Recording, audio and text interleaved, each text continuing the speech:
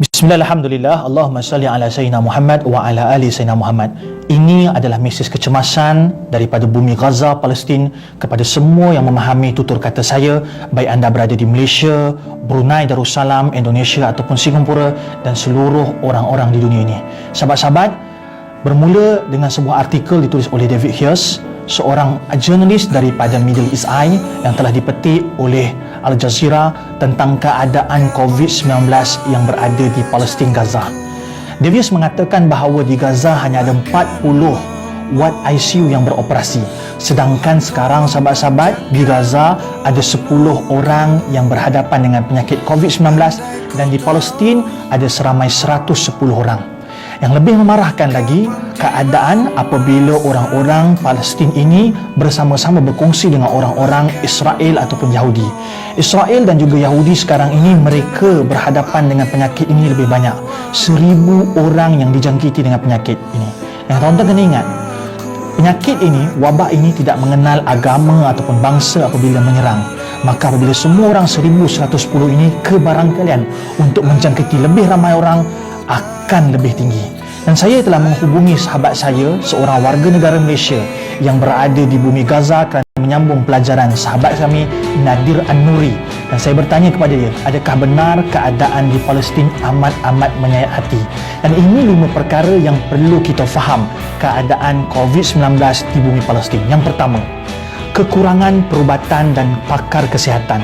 Ini dapat dinafikan, seperti mana laporan menyatakan tadi bahawa ada 40 ward ICU, dan 40 ward ICU ini sahabat-sahabat bukan digunakan hanya untuk orang yang terkena wabak COVID-19, tetapi untuk mangsa perang dan juga untuk mereka yang punya penyakit kronik seperti jantung, darah tinggi dan diabetes. Sahabat-sahabat, kos perubatan yang sangat tinggi dan kekurangan peralatan. Bayangkan negara Malaysia yang mempunyai ekonomi yang kuat dan juga mempunyai peralatan kesihatan yang ampuh juga tidak dapat menampung kesihatan rakyat Malaysia. Bayangkan mereka di sana dengan kerajaan yang lemah, dengan banyaknya musuh, mereka sangat-sangat kritikal dan memerlukan bantuan kita. Maka kita harapkan ada bantuan daripada PBB, ada bantuan daripada kerajaan kita, ada bantuan daripada kita semua untuk mereka dapat bantuan 5 perkara ini. Yang pertama, berkaitan dengan peralatan kesihatan. Yang kedua, Nadir An-Nuri beritahu pada kami bukan sahaja isu perubatan dan kesihatan, tetapi impak daripada COVID-19, isu keburuan. Seperti mana kita tahu, kita yang sedang duduk dalam PKP, duduk dalam kuarantin pun kita rasa azabnya apabila tak boleh makan makanan yang enak dan sedap. Sedangkan mereka tidak bercerita tentang makanan yang lazat, tapi mereka bercerita bagaimana untuk survival, bagaimana untuk mereka cukup makan untuk hari esok. Dan ada 2,000 orang yang sekarang sedang diisolasi, sedang dikuarantinkan oleh Kementerian Kesihatan Palestin sebab mereka ini kemungkinan adalah pembawa COVID-19. Dan daripada 2,000 orang ini, mereka ada 2,000 keluarga.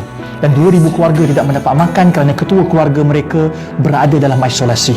Bayangkan, sebelum daripada COVID-19 sudah ada keburuan, apatah lagi sekarang lebih banyak keburuan. Maka sahabat-sahabat, saya minta kita tolong jaga makanan kita, jangan membazir. Jangan beli makanan sehingga kita terpaksa terbuang.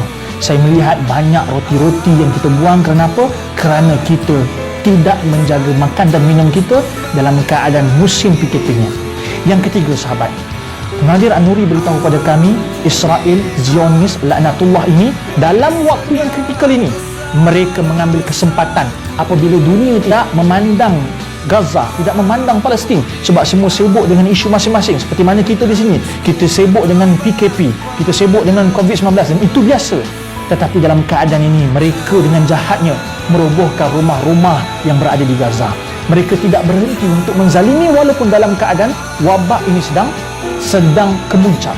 Jadi sahabat-sahabat, saya minta untuk kita semua ambil langkah. Apakah langkah yang kita nak? Yang keempat, tolong share video ini, tularkan video ini, viralkan video ini supaya semua orang mendapat mesej ini. Supaya apabila semua orang dapat mesej ini, kita dapat bersolidariti untuk saudara kita yang berada dalam kesusahan. Kesusahan kerana perubatan, kesusahan kerana keburuan dan kesusahan kerana dizalimi oleh orang-orang yang membenci mereka, yakni Zionis. Maka viralkan berita ini, viralkan video ini kepada semua orang agar mereka mengetahui ceritanya. Apabila setelah viral, mari kita bersolidariti dengan mendoakan mereka. Jangan lupa doakan negara kita. Jangan lupa doakan Nusantara ini, Malaysia, Indonesia dan semua orang agar selamat pada wabak. Tapi jangan lupakan doakan saudara se-Islam kita yang jauh di sana, yakni Palestin. Yang kelima, sahabat, saya telah berhubung dengan Nadir An-Nuri untuk kita mengumpulkan bantuan. Alhamdulillah, kerajaan Malaysia membantu kita dengan banyak macam bantuan, daripada segi bantuan prihatin nasional, dan juga kita dibantu oleh NGO. Banyak makanan yang sampai kepada kita. Alhamdulillah, ini suatu yang sangat baik untuk negara kita.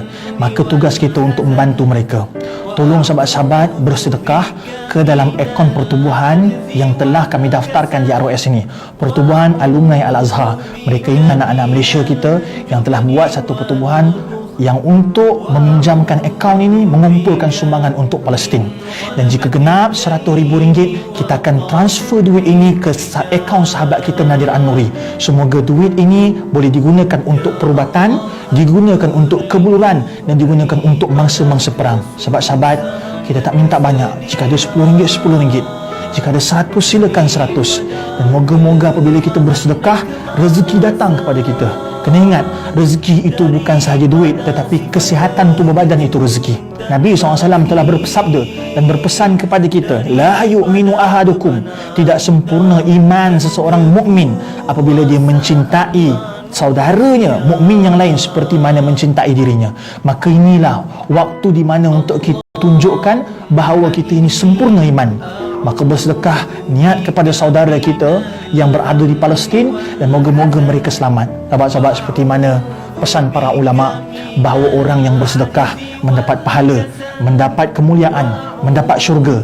Dan yang kita hari ini mengharapkan dijauhkan daripada wabak, bencana dan penyakit atas berkat sedekah. Sedekahlah sahabat-sahabat, apa jua jumlahnya kami terima. Jika ada dermawan di luar sana yang mahu menerima RM100,000, tafadhal sahabat. Dan kalau mampu kita bagi lebih, kita bagi lebih. InsyaAllah kami mengharapkan video ini sampai ke setiap hati rakyat Malaysia tanpa kira agama dan bangsa. InsyaAllah. Daripada kelemahan dan kemalasan, daripada sifat pengecut dan bakhil, daripada bebanan hutang dan kekuasaan manusia.